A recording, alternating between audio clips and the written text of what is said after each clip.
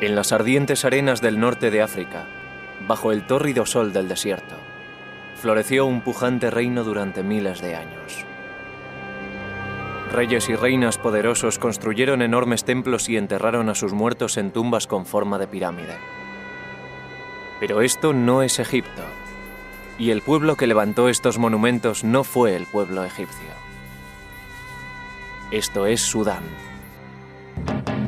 el país más grande de África y la región donde se encontraba Nubia, un reino de oro regado por el Nilo.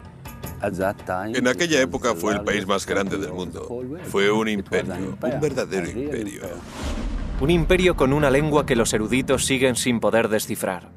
Perdida en las sombras, la historia de la antigua Nubia ha constituido un misterio hasta ahora. Tienes la oportunidad de encontrar algo por primera vez. Estamos escribiendo los libros de historia gracias a los descubrimientos arqueológicos que hemos realizado en este país. Los arqueólogos están desenterrando pruebas de rituales sagrados.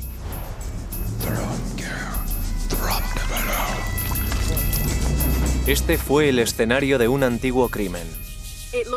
Parece como si alguien hubiera roto deliberadamente este altar en multitud de pedazos. Es posible que una invasión cruenta acabara con el poderoso imperio.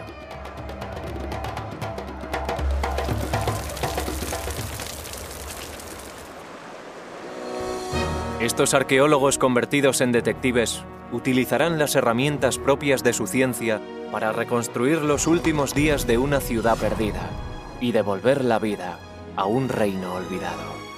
Una tierra llamada Nubia, el reino olvidado. La antigua Nubia empezó a despuntar como un imperio poderoso situado en lo que es ahora Sudán en el año 2000 a.C., poco después de que más al norte las primeras dinastías egipcias hubieran forjado su propia nación. Desde el principio los egipcios consideraron a los soberanos nubios y a sus formidables ejércitos de habilidosos arqueros un enemigo a tener en cuenta y un rival peligroso que se interponía en su intención de controlar el tramo sur del Nilo. Durante muchos años los faraones egipcios dominaron a sus adversarios del sur. Pero llegó un momento en el que cambiaron las tornas y los nubios conquistaron Egipto. Enemigos en la guerra y socios comerciales, la historia de estas dos naciones estuvo irremediablemente ligada durante milenios. En la actualidad son los egipcios quienes acaparan todas las miradas. Pero la historia de uno de sus rivales más poderosos está empezando a emerger de las sombras. Los nubios fueron africanos, sofisticados y artistas. Florecieron de forma independiente a Egipto durante miles de años. Las ricas vetas de oro de su subsuelo hicieron ricos a los soberanos nubios. Sus artistas alcanzaron una gran maestría a la hora de convertir el oro en joyas que adornaron a sus reyes. La cerámica nubia estaba considerada como una de las mejores del mundo antiguo. Los arquitectos nubios no solo construyeron templos en honor de su panteón de dioses, también revitalizaron las tradiciones egipcias. En la actualidad, Sudán tiene casi 3 veces más pirámides que Egipto. Cuando pienso en todos aquellos reyes tan poderosos que gobernaron Sudán, me gusta imaginar que pudieron ser mis antepasados. Siento que pertenecemos al mismo pueblo. En la década de 1920, el arqueólogo George Reisner excavó las magníficas tumbas nubias y estableció las bases de una cronología de reyes y reinas que se extiende a lo largo de más de 1000 años. Conocemos sus nombres, pero muchas de sus historias siguen ocultas en el código críptico de la lengua nubia. Para poder descifrar esa lengua, los arqueólogos sueñan con encontrar una nueva piedra de Rosetta, como la utilizada para traducir los jeroglíficos egipcios en 1822. Sería fantástico que pudiéramos encontrar un documento de tanta importancia. El sueño de todo arqueólogo es encontrar la pista que le ayude a resolver un rompecabezas como este. Ahora, este nuevo yacimiento arqueológico, una ciudad perdida en el desierto, puede guardar la llave que nos permita abrir las puertas del pasado de Nubia. Los arqueólogos Julie Anderson y Salah Ahmed salieron de Jartum y recorrieron 350 kilómetros en dirección norte. Tras 9 horas de viaje envueltos en una densa nube de polvo, llegaron a su destino, la moderna ciudad de Dangeil. El yacimiento está escondido entre misteriosos montículos de arena situados cerca del centro de la ciudad. Es una ciudad nubia bien conservada, de 2000 años de antigüedad, y de una extensión similar a la de 24 campos de fútbol. Los exploradores europeos cruzaron por este remoto rincón del norte de Sudán en el siglo XIX y dejaron testimonio de unos túmulos construidos con ladrillo rojo y escombros. Pero no fue hasta que Julie y Salah exploraron el yacimiento hace 3 años cuando se confirmó la existencia de una ciudad antigua. Empezamos a excavar y en los primeros 20 minutos encontramos lo que parecía ser un suelo y empezamos a limpiarlo. Por fin encontramos los bordes y nos dimos cuenta de que estábamos sobre una enorme pared. No era ningún suelo. Nos llevamos una sorpresa. De pronto empezamos a comprender que el yacimiento era gigantesco, mucho más grande de lo que habíamos previsto. Para desenterrar la ciudad serán necesarios muchos años, muchos trabajadores y vaciar incontables cubos de arena. Pero una estructura impresionante ya está emergiendo a la luz. Bajo uno de los túmulos centrales, el equipo ha encontrado los restos de uno de los templos más grandes de Sudán. Julie y Salah no saben exactamente cuándo fue construido, pero creen que está dedicado al dios supremo Amón, la deidad con cabeza de carnero adorado tanto por nubios como por egipcios. Los templos dedicados a este dios tienen una estructura clásica basada en el templo egipcio de Karnak, y el templo de Dangeil parece seguir la misma disposición. Tras varios meses de duro trabajo, los trabajadores han retirado más de 500.000 kilos de arena y han sacado a la luz uno de los mejores patios pavimentados que Salah haya visto jamás. Estoy sentado en el suelo del segundo patio del templo de Dangeil. Y como se puede ver, es un suelo precioso, maravillosamente construido con baldosas de piedra arenisca. Las junturas son muy estrechas, las baldosas están muy bien colocadas. Parecen baldosas recién puestas, como si nadie las hubiera pisado.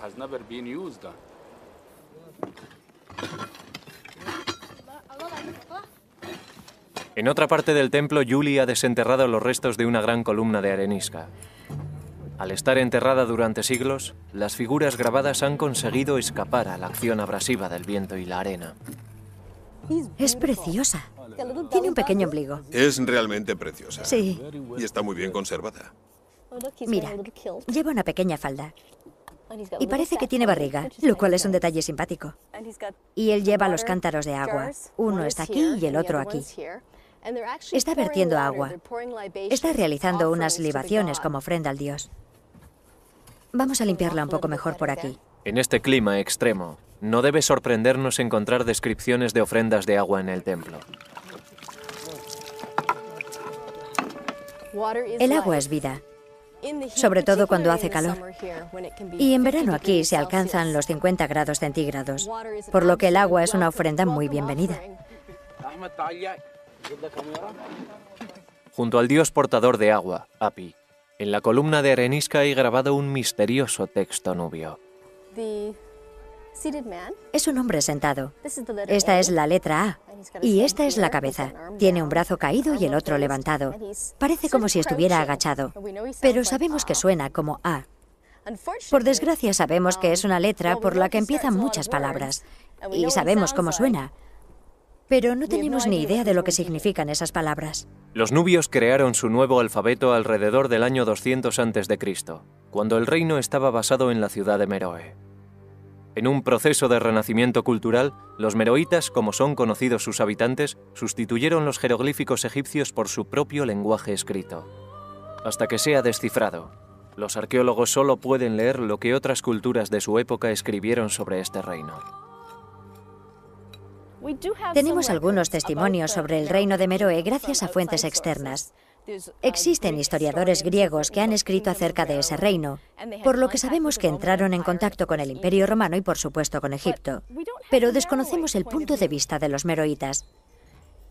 Si pudiéramos leer sus inscripciones, serían ellos quienes nos hablaran directamente. Nos hablarían acerca de ellos mismos.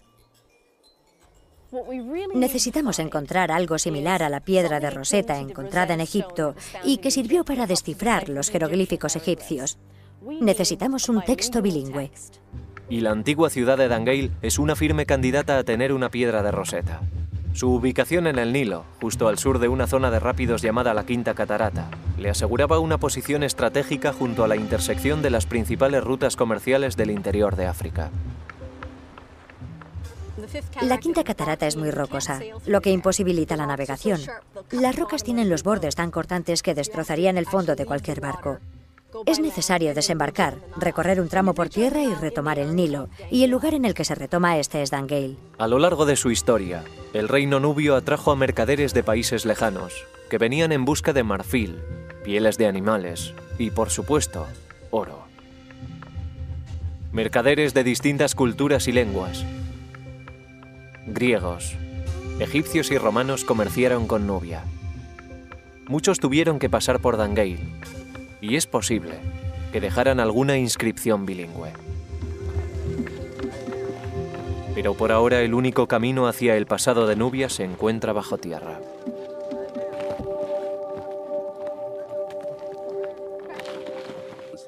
Aquí hay que excavar. Tienes que mancharte, tienes que rescatar cosas de la arena, estudiarlas y realizar tu propio análisis de lo que has encontrado.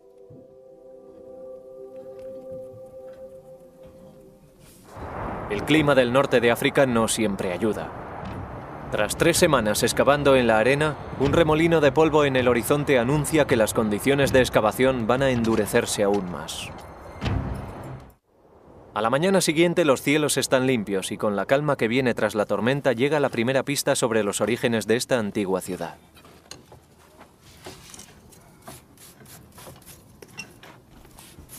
Esto es maravilloso. Salah. ¿Sí? Un cartucho. Solo la realeza tenía el privilegio de rodear su nombre con una simbólica forma oval llamada cartucho.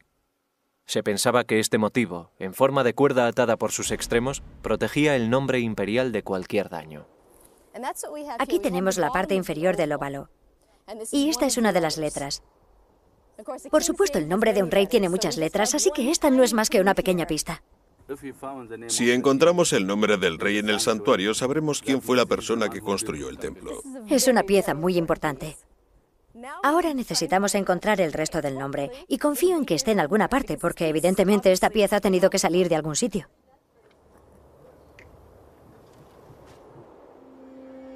Aunque Yuli y Salah no saben exactamente quién construyó el templo de Amón en Dangeil, sospechan que tiene una antigüedad de 2000 años y que corresponde al periodo meroítico. Esa fue la época dorada de Nubia, cuando los reyes nubios gobernaban desde Meroe y eran enterrados en el cementerio real en tumbas que tenían una forma que nos resulta familiar. Influidos por la proximidad de Egipto, los nubios admiraban las enormes tumbas de Giza y empezaron a enterrar a sus reyes en sus propias pirámides, que a diferencia de las egipcias tenían los lados más escarpados. A su lado construyeron capillas para las ofrendas, ricamente decoradas con grabados que representaban la cómoda vida ultraterrena del rey, atendido por sus numerosos sirvientes.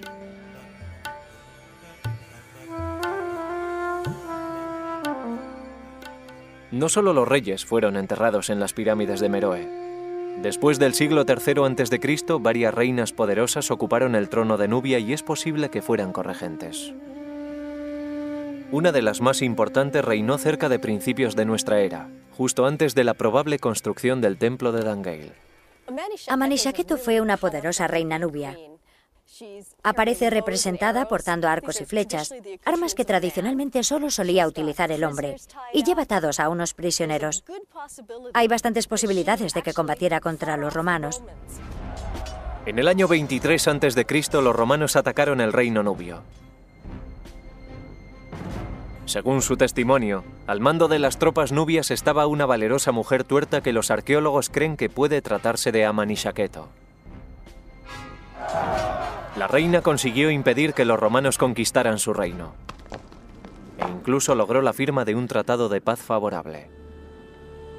Aunque difuminadas, aún pueden encontrarse restos de la imponente figura de Amanisaketo en las paredes de su capilla de ofrendas. El gran tamaño de la figura demuestra lo poderosa que es la mujer y también que está bien alimentada. Esta representación sigue el canon de belleza meroítico. Luce un montón de brazaletes en los brazos y anillos en los dedos. Parece como si estuviera cubierta de oro. Fue una mujer muy afortunada por tener tantas joyas. El perfil real de Amanisaketo salió a la luz por primera vez en 1834, cuando el explorador italiano Giuseppe Ferlini viajó a Sudán, deseoso, como él mismo declaró, de hacer alguna contribución útil a la historia. Pero lo que buscaba en realidad era oro. Ferlini confiaba en hacerse rico vendiendo en Europa el producto de sus saqueos. Su codicia le llevó hasta el campo de pirámides de Meroe.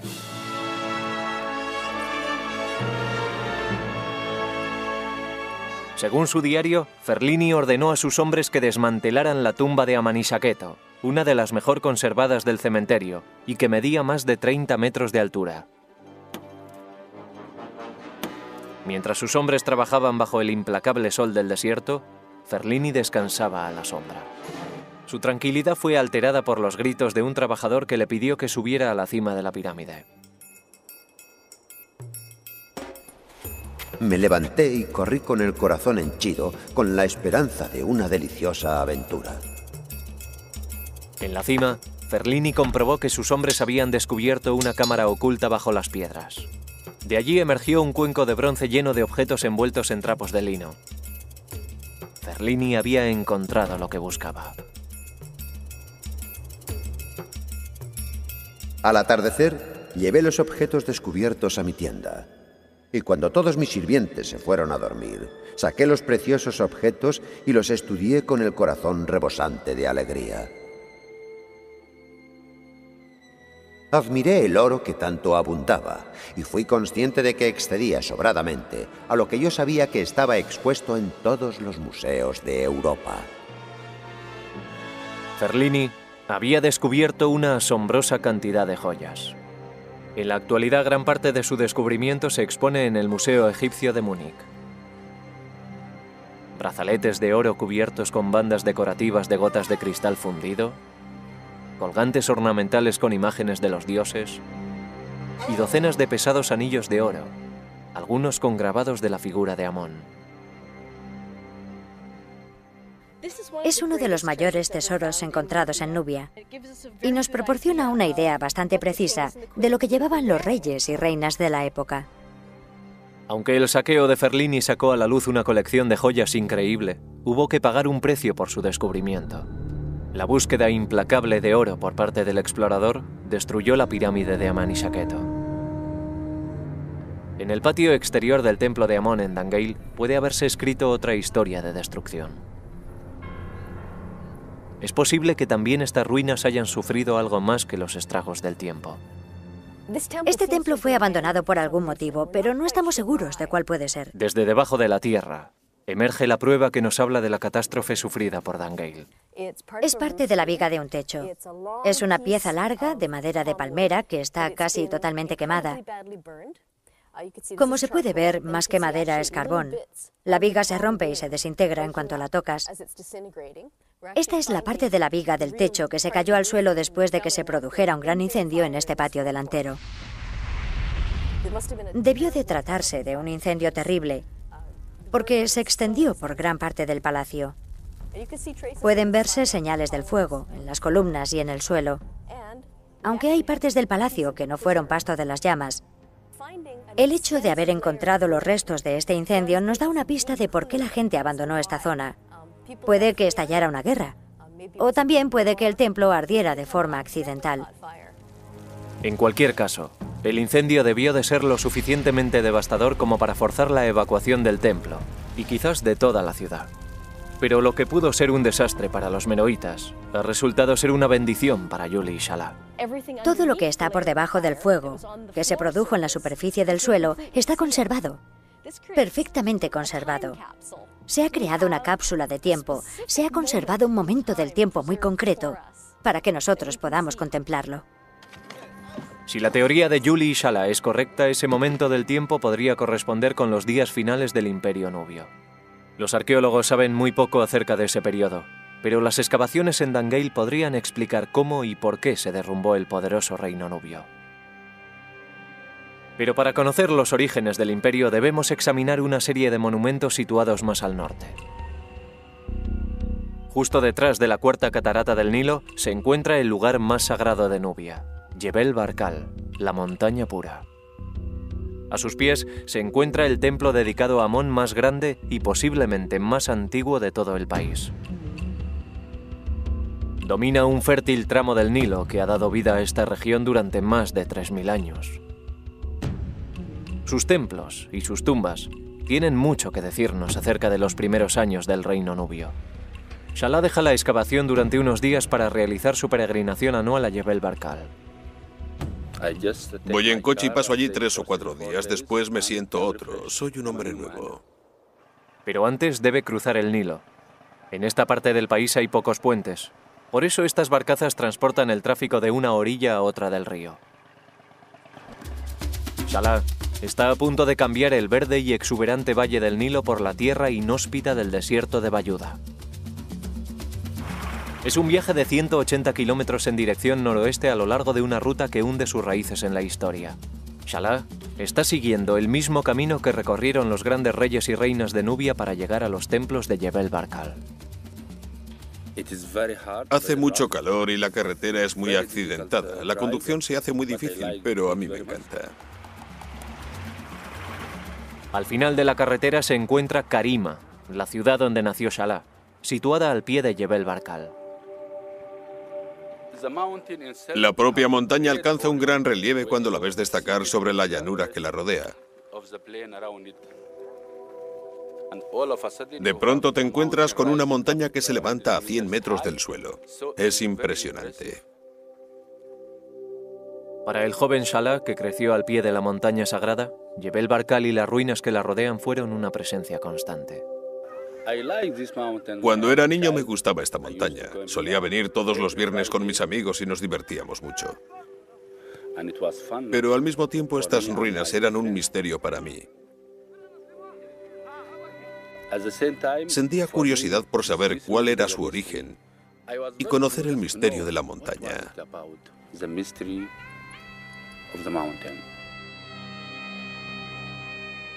El misterio se remonta hace 3500 años, la época de algunos de los faraones más grandes de Egipto, el rival norteño de Nubia. En la forma que adopta la cima de Jebel Barkal, los egipcios vieron la representación del símbolo más poderoso de la realeza, el ureus, o cobra del Alto Egipto. Puedes ver la silueta de una corona con el símbolo de la realeza en su parte delantera. Como creían que Amón, el dios de los dioses, era el origen de su monarquía, los egipcios construyeron aquí un templo en su honor. Ampliado a lo largo de los años por los reyes nubios, el templo es el más grande de Sudán. Pero el tiempo ha pasado factura. Siglos de exposición a la erosión han hecho desaparecer las columnas con grabados como la que Yuli y Shala han encontrado en Dangeil. Las condiciones climáticas son muy duras. Por eso ahora tanto el templo como sus alrededores están en ruinas. Pero cuando el templo brillaba como una joya a los pies de la montaña sagrada, los poderosos faraones egipcios recorrían cientos de kilómetros para ser coronados aquí por los sumos sacerdotes de Amón. Este era el lugar más sagrado de todo el Valle del Nilo. Siempre pensaron que Amón moraba aquí. Dentro de la base del templo se levanta un templo en honor a la diosa Mut, la mujer del dios Amón. Shala es capaz de leer la leyenda mitológica de la montaña que aparece grabada en las paredes del templo. Aquí puede verse con claridad el perfil de la montaña. La cima es plana, pero tiene un apéndice vertical separado de ella. En la frente vemos la serpiente y el disco solar, que es un símbolo de la realeza. Y dentro de la montaña vemos a Amón sentado en su trono. Existía una creencia antigua, según la cual Amón vivía en el interior de la montaña Jebel Barkal. En el siglo VIII a.C., la antaño poderosa civilización egipcia se había debilitado y había perdido su dominio sobre la montaña sagrada. Los nubios asumieron el control de Jebel Barkal, autodenominándose los verdaderos hijos de Amón. Cuando se sintieron lo bastante fuertes, atacaron Egipto, conquistaron a su rival del norte y fundaron la 25ª dinastía. Todo el mundo piensa que los egipcios fueron los dueños del Valle del Nilo, pero no fue siempre así. Durante un periodo de más de 100 años, los nubios fueron los dueños de África. El rey Taharko fue el más destacado de esta poderosa dinastía de faraones nubios que gobernaron sobre la tierra de las pirámides e incorporaron a su reino toda la riqueza y el esplendor que había definido a la civilización egipcia. Durante casi un siglo, los nubios controlaron un territorio que en la actualidad se extendería desde Jartum a Palestina. Puede que en aquella época fuera el país más grande del mundo. Fue un imperio, un verdadero imperio. Aunque finalmente los nubios perdieron el control de Egipto tras la invasión de los asirios, la invasión no terminó con su imperio ni con su lealtad al gran dios Amón. Se reagruparon en el sur y experimentaron un nuevo florecimiento que duró 1000 años y durante el cual construyeron templos en honor al dios de dioses en todo su territorio. La misión de Salah consiste en restaurar el legado de sus antepasados. Ahora mi vida consiste en salir de casa para realizar excavaciones. Tengo que excavar, tengo que descubrir algo para la historia de Sudán.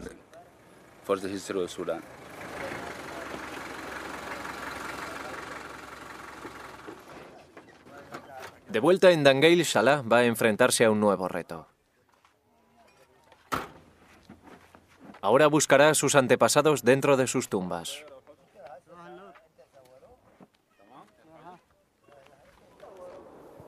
En las afueras de la ciudad, junto al cementerio moderno de Dangeil, los trabajadores de un proyecto de irrigación han descubierto un cementerio antiguo. Todo parece indicar que la excavadora ha abierto la zanja justo donde estaban las tumbas. ¿Es una mala noticia? Sí, porque ha destruido al menos 9 o 10 tumbas. Pero por otro lado, de no haber sido por eso, no hubiéramos descubierto el cementerio. Así que ha sido malo y bueno a la vez. Salah cree que las personas enterradas en este cementerio son las mismas que adoraban al dios Amón en el templo. Es realmente fantástico contemplar la vida y la muerte al mismo tiempo y poder así completar la historia de todo un pueblo. En el templo, Julie y el equipo de excavación continúan su batalla contra el calor y las tormentas de arena, con la esperanza de desentrañar un poco más el misterio del templo de Amón. La retirada de otro metro de tierra revela otra sección de las columnas de arenisca y una figura que ya nos resulta familiar, el dios del Nilo de los antiguos nubios, Hapi. El porteador de agua aparece muchas veces en el patio interior.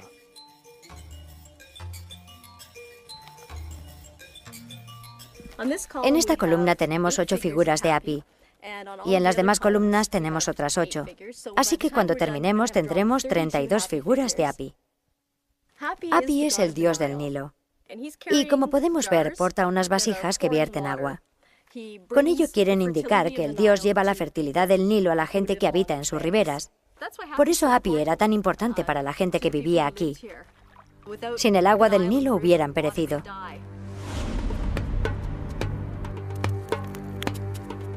El agua era tan importante para los antiguos nubios que desempeñó un papel fundamental en la vida diaria de este templo.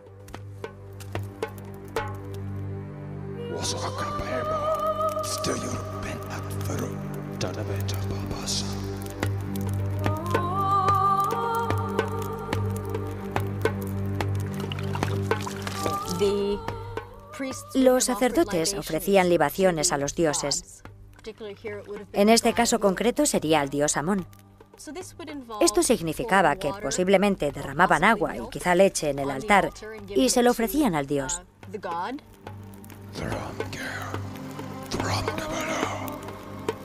Los sacerdotes de Amón llevaban a cabo este ritual en la parte más sagrada del templo, el santuario interior. Por lo general, solo los sacerdotes tenían acceso a esa sala. Es el santuario principal, el Sancta Sanctorum del templo. Julie y Salah han estado esperando para excavar esta cámara sagrada. Esperan encontrar un altar o una estatua, algo relacionado con los antiguos rituales que saben que tuvieron lugar en el interior del templo. Estos bloques son enormes. Como se puede ver, su grosor es mayor que el tamaño de mi mano. Aquí guardaban algo muy pesado. Podría ser un altar o bien una estatua. Es aquí donde los sacerdotes harían sus ofrendas a Amón. Pero en el lugar en el que debía levantarse el altar, Julie encuentra las inquietantes pruebas de una profanación. Parece que alguien excavó un gran agujero en el suelo del santuario principal del templo. El altar sagrado ha desaparecido. O bien se lo llevaron con ellos o lo volcaron para llevárselo y se rompió al caer. Pero no hay duda de que, sea como sea, cometieron un sacrilegio terrible. Tras este descubrimiento, los restos del incendio encontrados en el patio delantero ya no parecen ser obra de un accidente. La identidad de los saqueadores es un misterio, pero lo que hicieron con el altar queda perfectamente claro cuando Julie reexamina un montón de fragmentos de piedra encontrados al principio de la temporada. ¡Cómo pesa!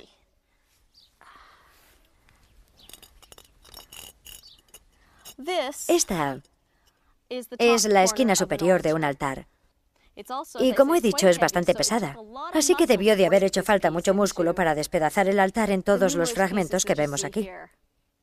Por suerte, aunque el altar está destruido, una pieza crucial permanece intacta. Hemos completado esta pieza. Es la pieza perdida del cartucho que estaban buscando. Ahora podrán descifrar el nombre del soberano que levantó este templo. Y no es un rey. Su nombre real es Marikalpa, y es uno de los nombres de la reina Amanitore. El templo ha dejado de ser anónimo. Ahora tiene un soberano y una fecha. Amanitore fue otra poderosa reina nubia que reinó durante el primer siglo después de Cristo. Conocemos el aspecto que tenía la reina. Esta es su corona. Y en la parte delantera aparece un ureus doble. Esto es, dos serpientes con un pequeño disco solar encima de cada cabeza. Y esta es su nariz, que destaca en su perfil. También se ve una oreja y un pequeño pendiente en este lado. Y se la representa con una hermosa y rolliza mejilla para significar que posee belleza y fertilidad, que no le falta comida y que puede traer hijos al mundo sanos y fuertes. La reina Amanitore y el rey corregente Natakamani reinaron sobre Nubia durante la época de Cristo. Esta poderosa pareja honró a los dioses construyendo más templos que casi cualquier otro soberano nubio. El complejo de Naga, situado a 200 kilómetros al sur, es un testamento impresionante de su devoción. Para llegar al templo hay que recorrer una avenida flanqueada por estatuas de carneros en homenaje a Amón, lo que nos da una pista de lo que podría esconderse bajo las arenas de Dangale. Como todos los soberanos nubios, el rey Natakamani y la reina Amanitore tuvieron primero que ser coronados oficialmente en Jebel Barkal. Desde allí visitarían muchos de los templos más importantes de su reino, como el de Dangale, donde serían coronados ceremonialmente por Amón. Amanitore y Natakamani llegaron al templo de Dangale en barco, remontando el curso del Nilo. Al llegar, se dirigieron al santuario principal. El complejo del templo de Amón se les aparecía como un espejismo en el horizonte. Al acercarse al templo, se encontraron con las dos enormes puertas que impedían el acceso y ocultaban los secretos del interior. Conducidos por los sumos sacerdotes, la reina Amanitore y el rey Natakamani entrarían al templo seguidos por su cortejo y avanzarían hasta el santuario interior. Lo primero que harían sería encender incienso para aromatizar la sala. Posteriormente, rodeados por el humo del incienso, realizarían las ofrendas al dios Amón.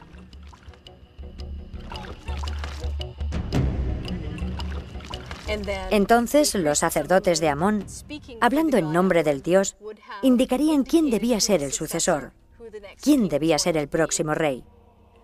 Posteriormente llegaría el momento de la coronación. El rey era coronado oficialmente por Amón, en este caso presumiblemente por su representante en la tierra, el sumo sacerdote de Amón.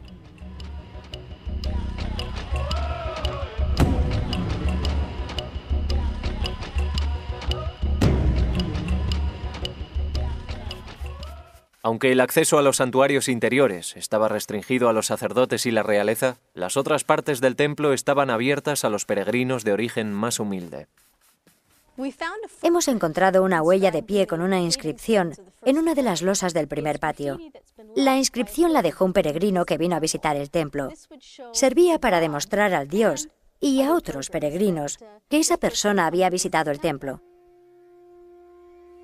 Es algo muy humano. Algo que puede hacer cualquiera como un acto de devoción personal, un acto de fe. Tras el descubrimiento del cementerio antiguo, Julie y Salah disponen de un enlace con el pasado aún más directo. Estas tumbas están ocupadas por las mismas personas que adoraron al dios Amón en el templo hace casi 2000 años. Salah empieza la excavación de una nueva tumba que no se ha visto afectada por el canal de riego. Me basta con cepillar así para descubrir o darme cuenta de si hay algo antiguo bajo esta superficie.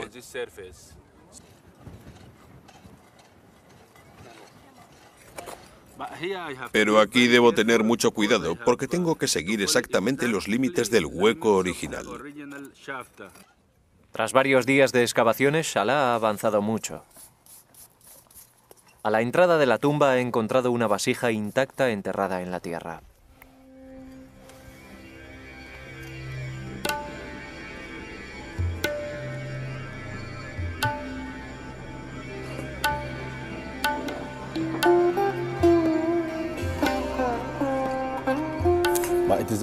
Es una vasija preciosa. Me gusta mucho su forma. Tiene una forma preciosa. También el color es muy bonito. Creo que es una pieza de museo preciosa. Es probable que la familia del difunto utilizara la vasija para quemar incienso en honor del fallecido como una última prueba de dolor. Este tipo de vasijas se colocaban boca abajo en el exterior de la tumba. La tumba se sellaba para lo que los meroitas creían que iba a ser la eternidad. Los familiares del difunto buscaban consuelo en el templo, donde rezaban por los enfermos y los muertos.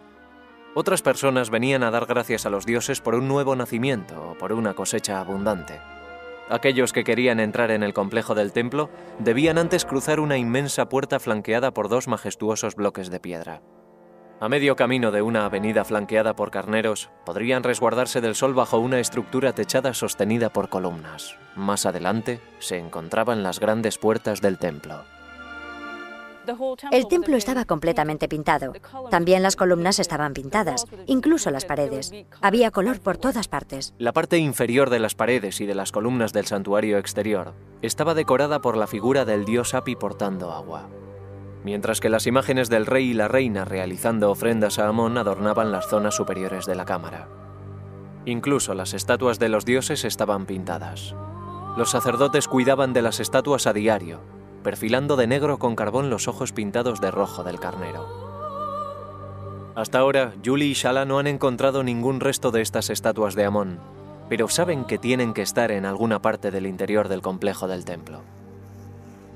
Pero lo que han encontrado en una nueva zanja abierta en el exterior de la nueva entrada le hace pensar a Julie que las nuevas estatuas desaparecidas podrían haber sufrido el mismo destino que el altar del santuario interior. Hemos encontrado los pedestales de grandes estatuas, rotas en múltiples pedazos. Las estatuas están rotas en numerosos fragmentos.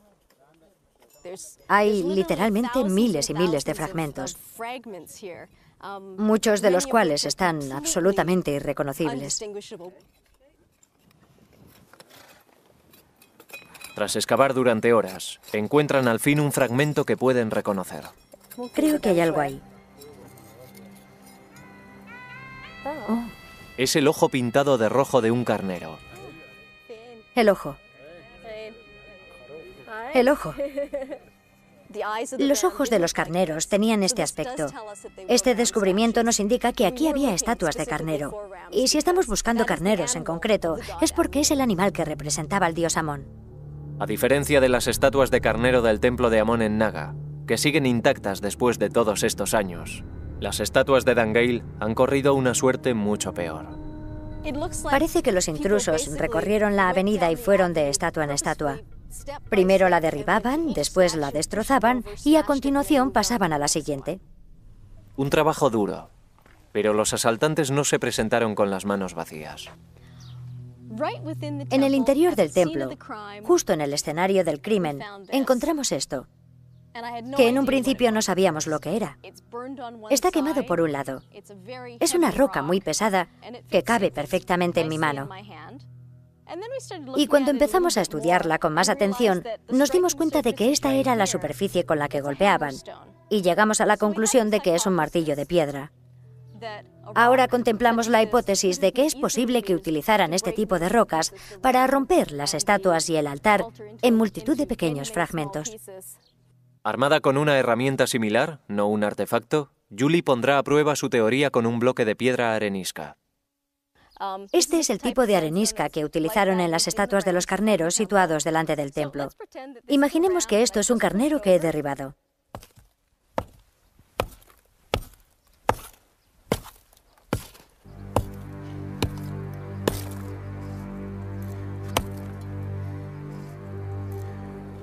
Como podemos ver, los trozos de roca se fragmentan en piezas muy pequeñas y tienen un aspecto muy similar a las piezas que recuperamos del altar. Estoy bastante contenta con esta demostración porque todo parece indicar que pudieron utilizar estas hachas de piedra para destruir las estatuas. Nos enfrentamos a un crimen. La hipótesis de una invasión gana enteros. Alguna fuerza poderosa pasó por Dangeil a sangre y fuego y arrasó el templo sagrado. Los invasores saquearon el santuario. Borraron toda referencia a los soberanos nubios y destruyeron los símbolos de sus dioses. Se llevaron todos los objetos de valor. Y por último, como gesto de despedida,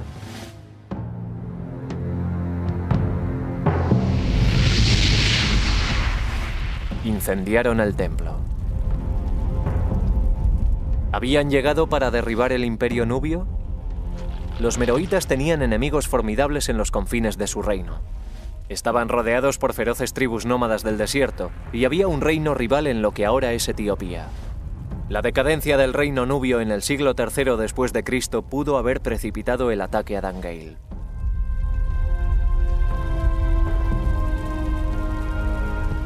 Una cosa es segura, la antigua ciudad nunca se recuperó del golpe. Una vez que fue destruido, los habitantes de Dangeil abandonaron el templo y sus hogares. Estamos muy contentos por haber conseguido encontrar estas respuestas. Ahora intentamos completar algunos detalles, pero ya tenemos respuesta a las grandes preguntas, y eso es increíble. Es una recompensa extraordinaria para su primera temporada de excavaciones. Pero a Salah aún le queda mucho trabajo en el cementerio. Por fin, ha conseguido acceder al interior de la tumba, donde ha encontrado una enorme vasija para realizar ofrendas.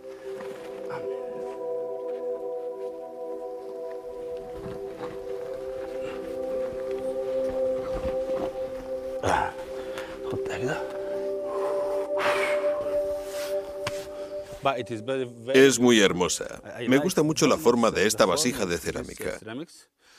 Se utilizaban para almacenar líquidos. Generalmente suelen encontrarse en la entrada de las tumbas para proteger a los muertos. Aquí, dentro de esta tumba, nos encontramos con un momento de la historia muy concreto. Es como si un momento determinado de la historia hubiera quedado sellado en esta tumba. Es muy emocionante encontrar los huesos para poder reconstruir todo el cuerpo. Pero al mismo tiempo hay que tener en cuenta que estás tratando con un cuerpo humano, un ser humano que se dedicaba a la agricultura o al pastoreo. Su vida dependía por completo del Nilo. y se dedicaban a las mismas actividades a las que nos dedicamos hoy. Estos fueron los adoradores del templo de Amon de Dangeil, los que sufrieron la mayor pérdida cuando la ciudad fue arrasada. Es muy interesante para nuestros colegas que hayamos encontrado las dos cosas, la vida y la vida después de la muerte. Ahora podremos contar la historia completa de este pueblo, cómo vivieron y cómo murieron. Pero la historia aún no ha llegado a su fin. Aún tenemos muchísimo trabajo por delante en Dangeil. Quedan muchísimos túmulos y algunos edificios que están muy bien conservados. Salah y yo podemos pasarnos aquí 20 o 30 años, por lo menos, sin haber hecho más que rascar la superficie de todo el yacimiento. En algún lugar, debajo de la arena, puede estar esperándoles la deseada piedra de Rosetta, el secreto que les permita descifrar el misterioso lenguaje nubio. Además, muchas de las estructuras de la enorme ciudad de Dangeil siguen ocultas. Creo que es un trabajo para toda una generación. Y lo que uno tiene que hacer es formar parte de esa generación y confiar en que sus hijos continúen con su trabajo hasta completar la historia.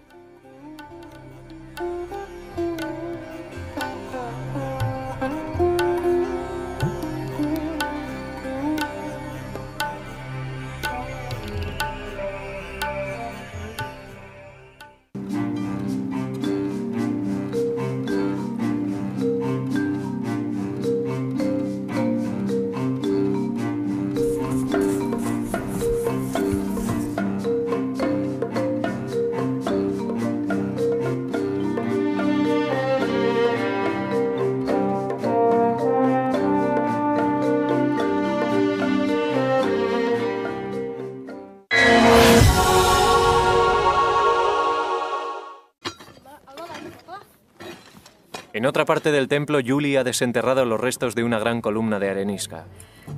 Al estar enterrada durante siglos, las figuras grabadas han conseguido escapar a la acción abrasiva del viento y la arena. Es preciosa. Tiene un pequeño ombligo. Es realmente preciosa. Sí. Y está muy bien conservada. Mira, lleva una pequeña falda. Y parece que tiene barriga, lo cual es un detalle simpático. Y él lleva los cántaros de agua. Uno está aquí y el otro aquí. Está vertiendo agua. Está realizando unas libaciones como ofrenda al dios. Vamos a limpiarla un poco mejor por aquí. En este clima extremo, no debe sorprendernos encontrar descripciones de ofrendas de agua en el templo. El agua es vida, sobre todo cuando hace calor. Y en verano aquí se alcanzan los 50 grados centígrados, por lo que el agua es una ofrenda muy bienvenida.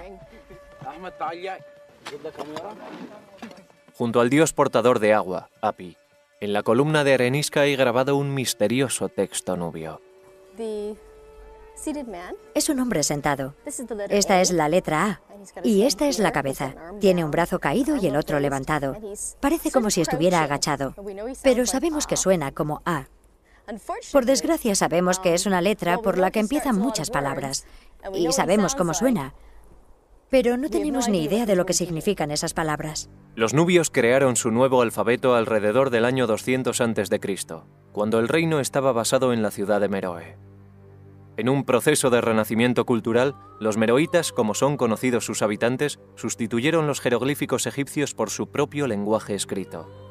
Hasta que sea descifrado, los arqueólogos solo pueden leer lo que otras culturas de su época escribieron sobre este reino. Tenemos algunos testimonios sobre el reino de Meroe gracias a fuentes externas. Existen historiadores griegos que han escrito acerca de ese reino, por lo que sabemos que entraron en contacto con el Imperio Romano y, por supuesto, con Egipto. Pero desconocemos el punto de vista de los meroitas. Si pudiéramos leer sus inscripciones, serían ellos quienes nos hablaran directamente. Nos hablarían acerca de ellos mismos. Necesitamos encontrar algo similar a la piedra de Rosetta encontrada en Egipto y que sirvió para descifrar los jeroglíficos egipcios. Necesitamos un texto vital. El yacimiento está escondido entre misteriosos montículos de arena situados cerca del centro de la ciudad. Es una ciudad nubia bien conservada, de 2000 años de antigüedad, y de una extensión similar a la de 24 campos de fútbol. Los exploradores europeos cruzaron por este remoto rincón del norte de Sudán en el siglo XIX y dejaron testimonio de unos túmulos construidos con ladrillo rojo y escombros. Pero no fue hasta que Julie y Salah exploraron el yacimiento hace 3 años cuando se confirmó la existencia de una ciudad antigua. Empezamos a excavar y en los primeros 20 minutos encontramos lo que parecía ser un suelo y empezamos a limpiarlo. Por fin encontramos los bordes y nos dimos cuenta de que estábamos sobre una enorme pared. No era ningún suelo. Nos llevamos una sorpresa. De pronto empezamos a comprender que el yacimiento era gigantesco, mucho más grande de lo que habíamos previsto. Para desenterrar la ciudad serán necesarios muchos años, muchos trabajadores y vaciar incontables cubos de arena. Pero una estructura impresionante ya está emergiendo a la luz. Bajo uno de los túmulos centrales, el equipo ha encontrado los restos de uno de los templos más grandes de Sudán. Julie y Salah no saben exactamente cuándo fue construido, pero creen que está dedicado al dios supremo Amón, la deidad con cabeza de carnero adorado tanto por nubios como por egipcios. Los templos dedicados a este dios tienen una estructura clásica basada en el templo egipcio de Karnak, y el templo de Dangeil parece seguir la misma disposición. Tras varios meses de duro trabajo, los trabajadores han retirado más de 500.000 kilos de arena y han sacado a la luz uno de los mejores patios pavimentados que Salah haya visto jamás. Estoy sentado en el suelo del segundo patio del templo de Dangeil. Y como se puede ver, es un suelo precioso, maravillosamente construido, con baldosas de piedra arenisca. Las junturas son muy estrechas, las baldosas están muy bien colocadas. Parecen baldosas recién puestas, como si nadie las hubiera pisado.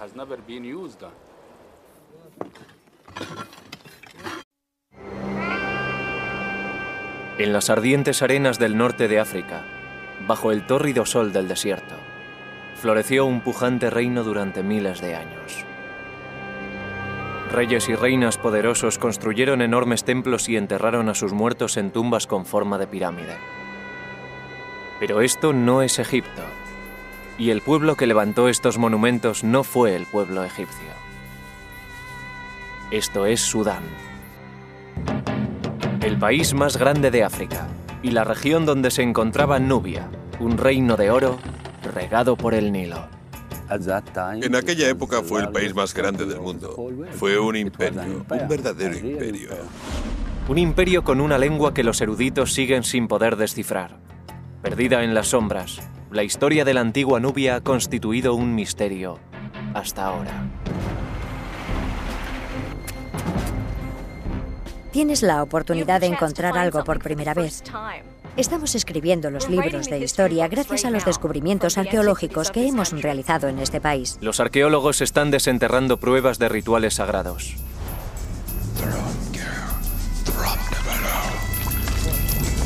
Este fue el escenario de un antiguo crimen. Parece como si alguien hubiera roto deliberadamente este altar en multitud de pedazos. Es posible que una invasión cruenta acabara con el poderoso imperio.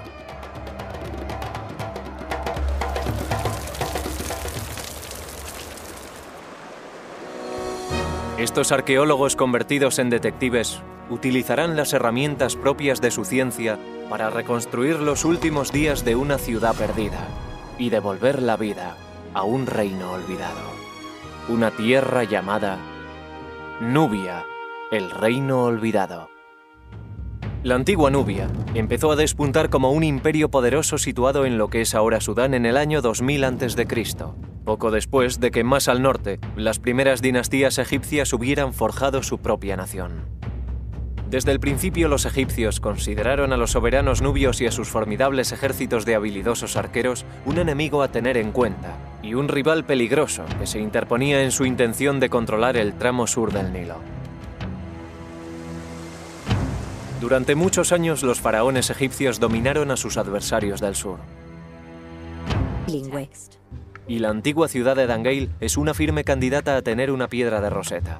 Su ubicación en el Nilo, justo al sur de una zona de rápidos llamada la Quinta Catarata, le aseguraba una posición estratégica junto a la intersección de las principales rutas comerciales del interior de África. La Quinta Catarata es muy rocosa, lo que imposibilita la navegación. Las rocas tienen los bordes tan cortantes que destrozarían el fondo de cualquier barco. Es necesario desembarcar, recorrer un tramo por tierra y retomar el Nilo, y el lugar en el que se retoma este es Dangeil. A lo largo de su historia, el reino nubio atrajo a mercaderes de países lejanos, que venían en busca de marfil, pieles de animales y, por supuesto, oro. Mercaderes de distintas culturas y lenguas. Griegos, egipcios y romanos comerciaron con Nubia. Muchos tuvieron que pasar por Dangeil, y es posible que dejaran alguna inscripción bilingüe. Pero por ahora el único camino hacia el pasado de Nubia se encuentra bajo tierra.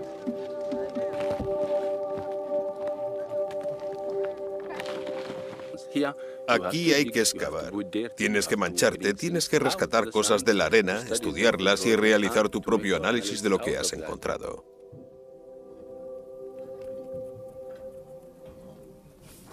El clima del norte de África no siempre ayuda. Tras 3 semanas excavando en la arena, un remolino de polvo en el horizonte anuncia que las condiciones de excavación van a endurecerse aún más. A la mañana siguiente los cielos están limpios y con la calma que viene tras la tormenta llega la primera pista sobre los orígenes de esta antigua ciudad.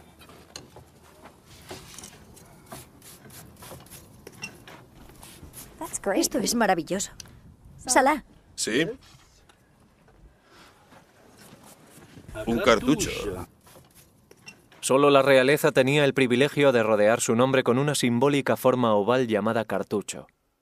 Se pensaba que este motivo, en forma de cuerda atada por sus extremos, protegía el nombre imperial de cualquier daño. Aquí tenemos la parte inferior del óvalo. Y esta es una de las letras. Por supuesto, el nombre de un rey tiene muchas letras, así que esta no es más que una pequeña pista. Si encontramos el nombre del rey en el santuario, sabremos quién fue la persona que construyó el templo. Es una pieza muy importante. Ahora necesitamos encontrar el resto del nombre. Pero llegó un momento en el que cambiaron las tornas, y los nubios conquistaron Egipto. Enemigos en la guerra y socios comerciales, la historia de estas dos naciones estuvo irremediablemente ligada durante milenios. En la actualidad son los egipcios quienes acaparan todas las miradas, pero la historia de uno de sus rivales más poderosos está empezando a emerger de las sombras. Los nubios fueron africanos, sofisticados y artistas. Florecieron de forma independiente a Egipto durante miles de años. Las ricas vetas de oro de su subsuelo hicieron ricos a los soberanos nubios. Sus artistas alcanzaron una gran maestría a la hora de convertir el oro en joyas que adornaron a sus reyes. La cerámica nubia estaba considerada como una de las mejores del mundo antiguo. Los arquitectos nubios no solo construyeron templos en honor de su panteón de dioses, también revitalizaron las tradiciones egipcias. En la actualidad, Sudán tiene casi 3 veces más pirámides que Egipto. Cuando pienso en todos aquellos reyes tan poderosos que gobernaron Sudán, me gusta imaginar que pudieron ser mis antepasados. Siento que pertenecemos al mismo pueblo. En la década de 1920, el arqueólogo George Reisner excavó las magníficas tumbas nubias y estableció las bases de una cronología de reyes y reinas que se extiende a lo largo de más de 1000 años. Conocemos sus nombres, pero muchas de sus historias siguen ocultas en el código críptico de la lengua nubia. Para poder descifrar esa lengua, los arqueólogos sueñan con encontrar una nueva piedra de Rosetta, como la utilizada para traducir los jeroglíficos egipcios en 1822. Sería fantástico que pudiéramos encontrar un documento de tanta importancia. El sueño de todo arqueólogo es encontrar la pista que le ayude a resolver un rompecabezas como este. Ahora, este nuevo yacimiento arqueológico, una ciudad perdida en el desierto, puede guardar la llave que nos permita abrir las puertas del pasado de Nubia. Los arqueólogos Julie Anderson y Salah Ahmed salieron de Jartum y recorrieron 350 kilómetros en dirección norte. Tras 9 horas de viaje envueltos en una densa nube de polvo, llegaron a su destino, la moderna ciudad de Dangeil.